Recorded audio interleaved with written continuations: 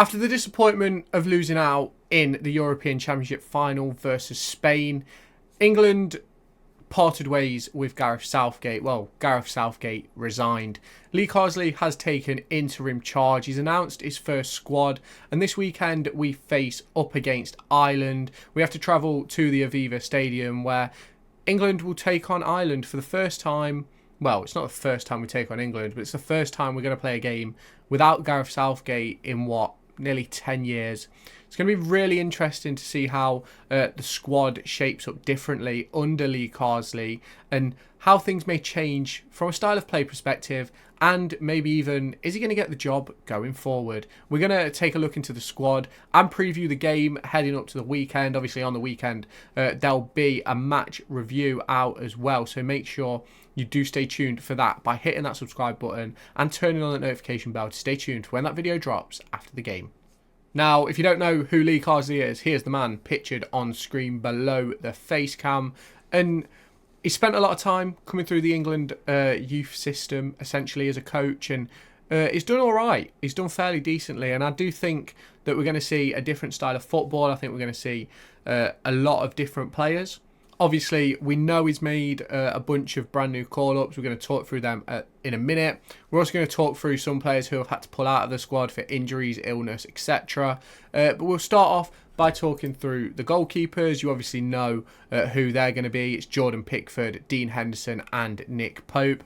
Some people may expect Aaron Ramsdale, but he's barely touched a football over the course of the last 12 months. So obviously he's made his move to Southampton now, and that could help him get back into the squad. But we'll have to see what happens with that. I do think that Jordan Pickford will stay as number one.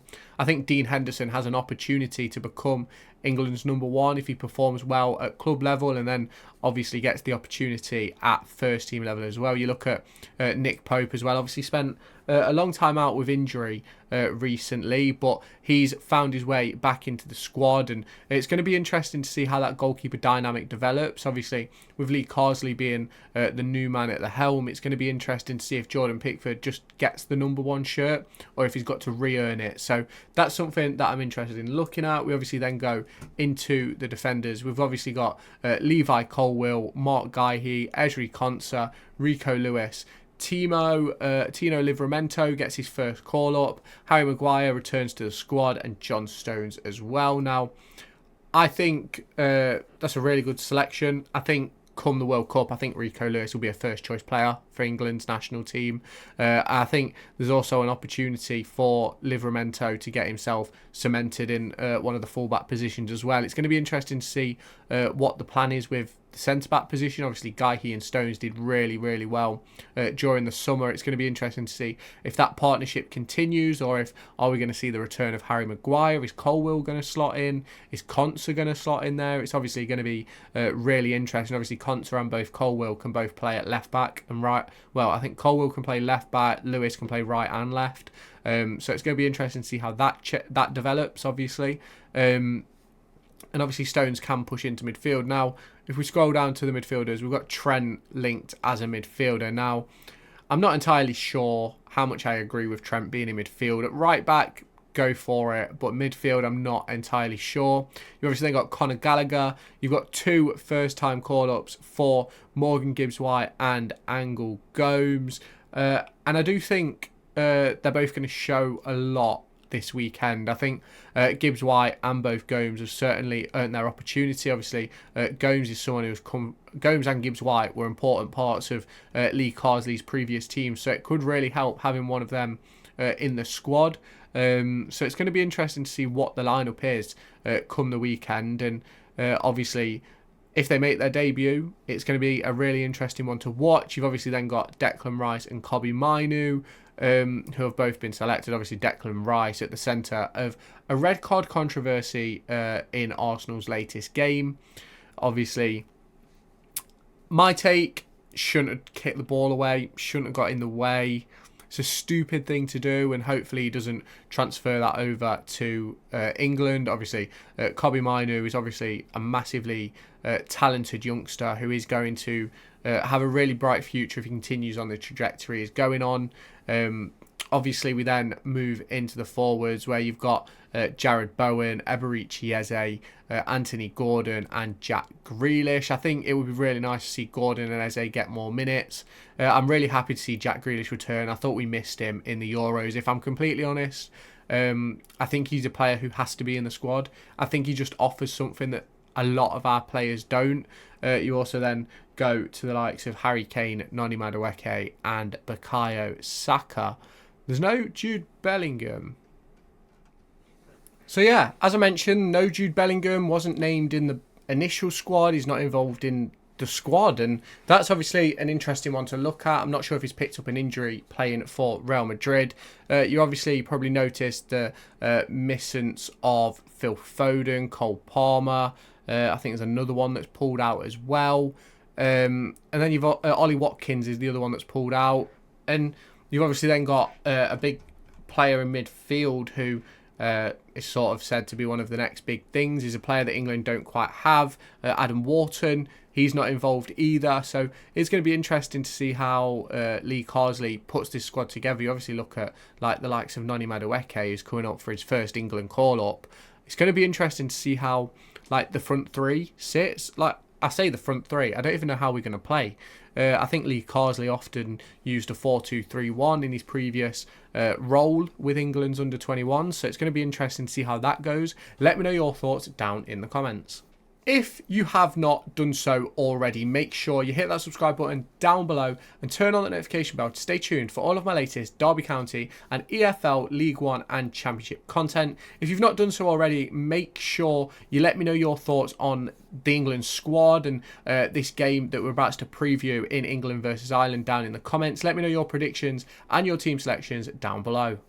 Now, we look ahead to England's UEFA Nations League B Group 2 Round 1 fixture versus Ireland. That's a little bit of a mouthful. It's a 5 o'clock kickoff. It's going to be really interesting to see how this one goes.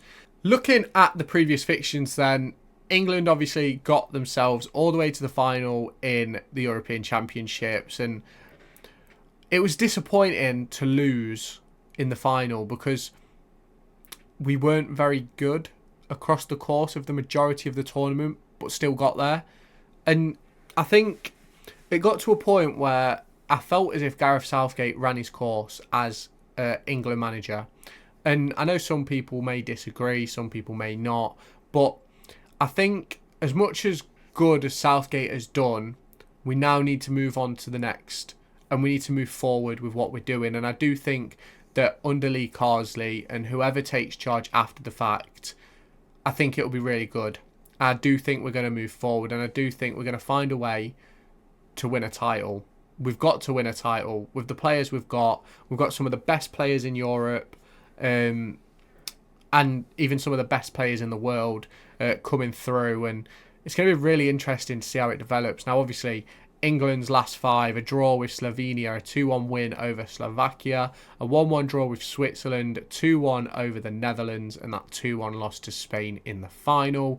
Now looking at Ireland, you've got the 1-1 draw with New Zealand, your 0-0 draw with Belgium, 1-0 loss to Switzerland, and a 2-1 win to Hungary, and then obviously the 3-0 loss to Portugal. Now, obviously, when you look at this game, and we look at the teams in the group, if England don't win the group, there's been massive issues. You've obviously got Ireland, Greece and Finland, and we have to win this group like with ease. We should win all 3 games. Now, I know people are going to say that's a little bit disrespectful, but for me, I don't think it is. I think England have by far the talent to best an Ireland, a Greece and a Finland. Now, yes, they have good players in their own rights, in their own teams and things like that. But when you look at the likes of Harry Kane, you look at the likes of, look at the players we've got available, even when we've got injuries. It's ridiculous, the strength in depth that England have at pretty much every position, really, apart from centre-half. And obviously that centre-half position is it's earning its stripes, really, because you've got Braithwaite coming through, and you've obviously got Guy who stepped up.